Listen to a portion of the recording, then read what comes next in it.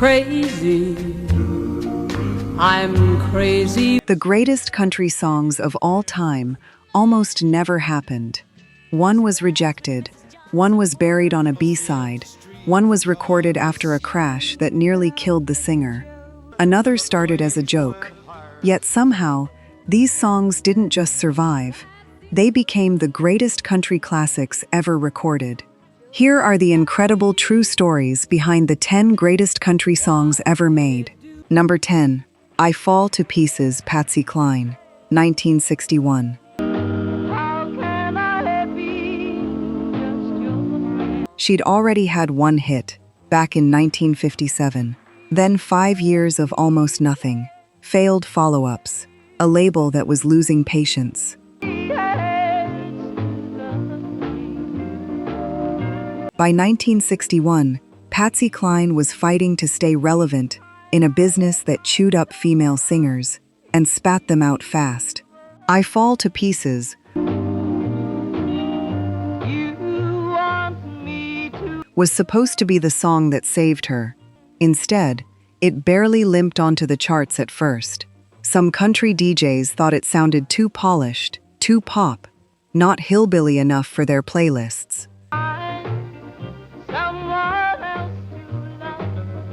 So why did a song built for greatness almost die on arrival? Because Nashville in 1961 didn't know what to do with a woman who refused to sound small. Then Patsy got in a head-on car accident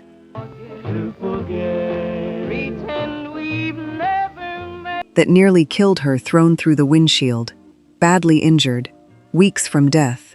And while she lay recovering, I Fall to Pieces kept climbing.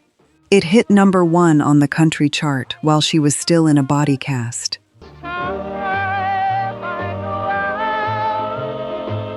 It became her first chart topper, the record that proved a female vocalist could carry a song with the same weight, the same command, as any man in Nashville.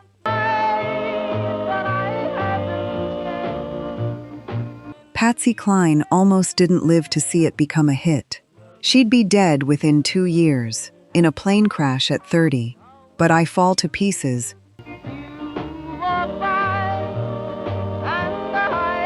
cracked the door open for every woman in country music who came after her.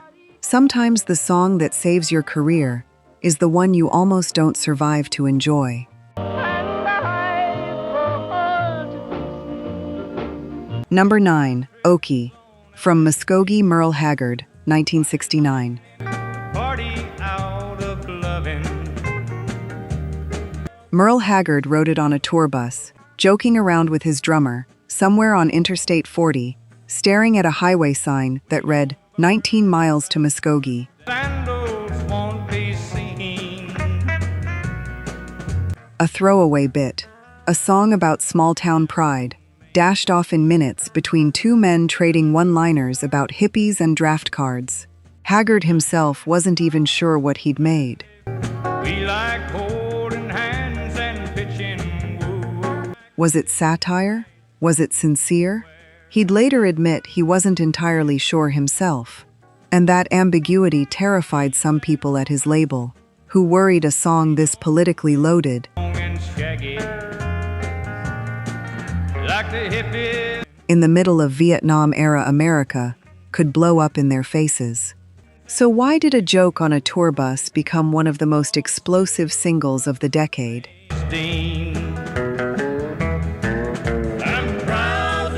Because Haggard had accidentally written the anthem of the people nobody in the media was talking to.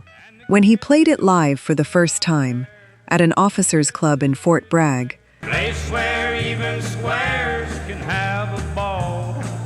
soldiers stormed the stage and wouldn't let the band leave until they played it again. That reaction followed him across the country, standing ovations, grown men in tears. We still wave old glory. A silent majority suddenly feeling seen. The song shot to number 1 on the country charts and stayed there a month. It won Song of the Year. And it turned Merle Haggard, an ex-convict who'd done time in San Quentin, Down at the courthouse, into the reluctant voice of Middle America. He'd spend the rest of his life explaining what he actually meant. But the song didn't need his explanation. It had already become bigger than him.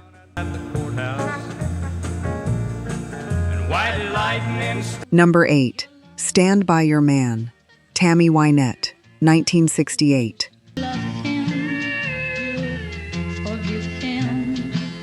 20 minutes. That's how long it took Tammy Wynette and producer Billy Sherrill to write it, climbing the stairs of a Nashville studio with a crumpled piece of paper in his pocket.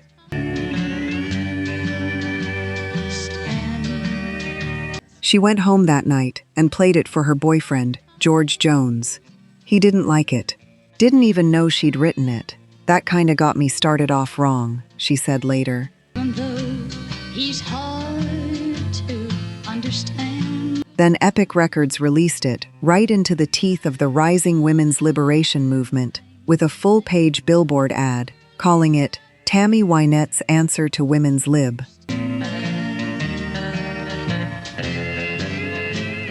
So why did a simple love song ignite a national firestorm? Because the timing was a lit match next to gasoline. Newsweek called it a song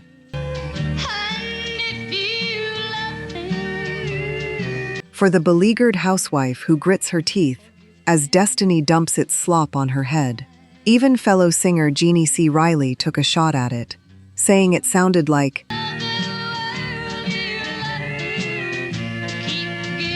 you should take anything he dishes out. Feminist groups turned it into a punching bag. But then something happened that no critic saw coming. Millions of women didn't hear submission in that record. They heard themselves. It shot to number 1, crossed onto the pop charts, and turned a beauty school dropout from Mississippi into the first lady of country music.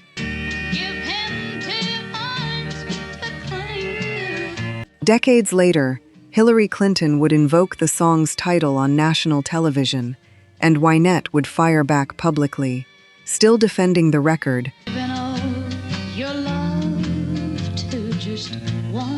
until the day she died in 1998. One song, 20 minutes to write, a lifetime spent explaining what she actually meant by it.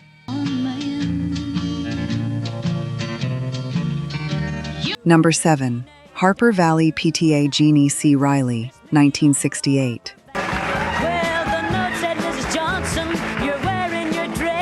Before it ever reached her, the song had already been turned down. Tom T. Hall wrote it, based on a real memory from his childhood in Olive Hill, Kentucky. Mr. Baker, can you tell us why your secretary had to leave this town? A defiant mother who talked back to a judgmental school board. He offered it around. Skeeter Davis passed on it. So did others. Meanwhile, It's reported you've been drinking and running round with me. Jeannie C. Riley wasn't even a singer trying to break through. She was a secretary in Nashville, working for a music publisher, cutting demos on the side, Widow Jones be told to keep her window shades off or completely down. just to stay close to the business she loved. So how does a rejected song, handed to an unknown secretary, become a cultural landmine? World this way. And it was Because it arrived at the exact moment America was ready to hear a woman talk back. Riley recorded it in 2 takes. When it dropped in August 1968, she's had a little nip of gin. it did something almost no record had ever done. It jumped from number 81 to number 7 on the Hot 100 in a single week, the fastest climb of the entire decade. PTA. It hit number 1 on both the pop chart and the country chart, the first time a woman had ever done that with the same song. It sold over 6 million copies. It won her a Grammy. That very afternoon. A secretary who almost didn't get the song, singing about a mother who almost didn't get her say, and together, they said it loud enough that the whole country had to listen.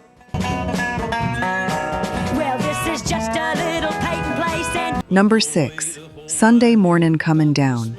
Kris Kristofferson / Johnny Cash, 1969. Then I fumbled in my closet, threw my clothes and found my... Kris Kristofferson wasn't a songwriter yet. Not really. He was a janitor, sweeping floors at Columbia Records' Nashville studio, pitching every song he wrote to anyone who'd listen. On the Sunday morning side. And getting nowhere for 4 straight years. He wrote about a hangover, cigarettes and cheap beer, and a man wandering city sidewalks, wishing, Lord, that he was stoned. Smoked my brain the night before on cigarettes and song. Ray Stevens recorded it first. It stalled at number 55. So why did a song about self-destruction almost vanish before anyone heard its full power? Because Nashville, And there's nothing short of dying. in 1969, wasn't ready for a country song this honest about being lost. Then Johnny Cash got hold of it. When he performed it live on his network TV show, But I lit my first and executives ordered him to change the word stoned to something safer. Cash refused, right there on camera. His version shot to number 1 on the country charts. Sunday morning coming. And won the Country Music Association's Song of the Year. Kristofferson later said, "The song opened up a whole lot of doors for me. It was, in his words, then I crossed the empty street and caught the song that let him quit working for a living. A janitor's hangover song, sung by the most dangerous man in country music, defying a network on live television. That's not an accident. That's country music finding its nerve." Pull my head, that didn't hurt. If these stories are bringing back memories, go ahead and hit subscribe. There's a lot more country history where this came from. Because what comes next? These next 5 songs didn't just top a chart, they rewrote what country music was even allowed to be about. And the beer I had for breakfast. Number 5. Ode to Billie Joe Bobbie Gentry, 1967. Brother said he recollected when he It wasn't even supposed to be the single. Bobbie Gentry was a 25-year-old unknown who'd cut a demo in a Glendale studio, mostly to save money. has to eat. She figured singing it herself was cheaper than hiring someone else to do it.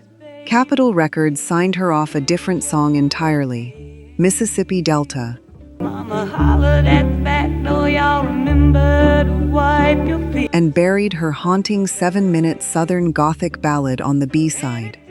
The arranger who scored the strings for it, Jimmy Haskell, remembered being told, And wasn't that "Just put some strings on it so we won't be embarrassed. No one will ever hear it anyway." So why did the song nobody believed in end up eating the entire music industry alive? tall rich?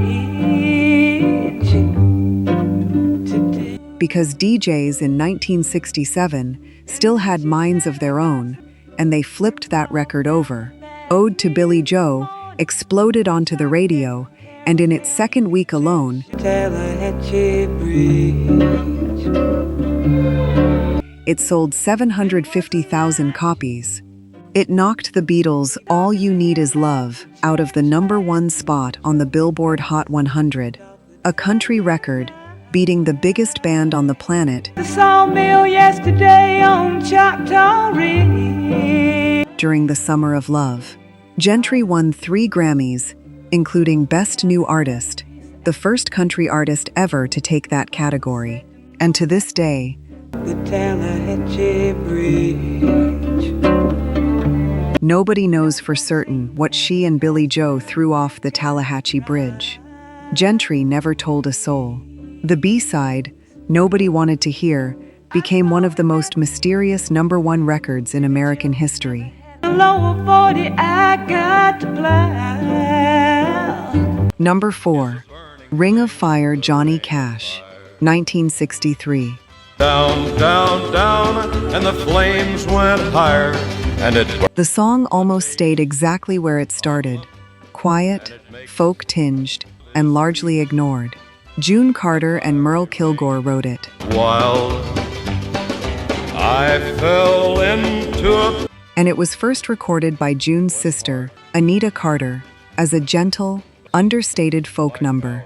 It barely registered with anyone.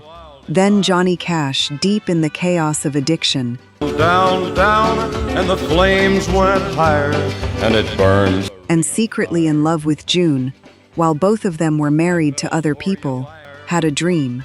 In it, he heard the song wrapped in mariachi horns. Burns, burn, the ring of fire. So why would a country legend risk his career on a sound country radio had never heard before? Because Nashville simply did not put Mexican trumpets on hillbilly records.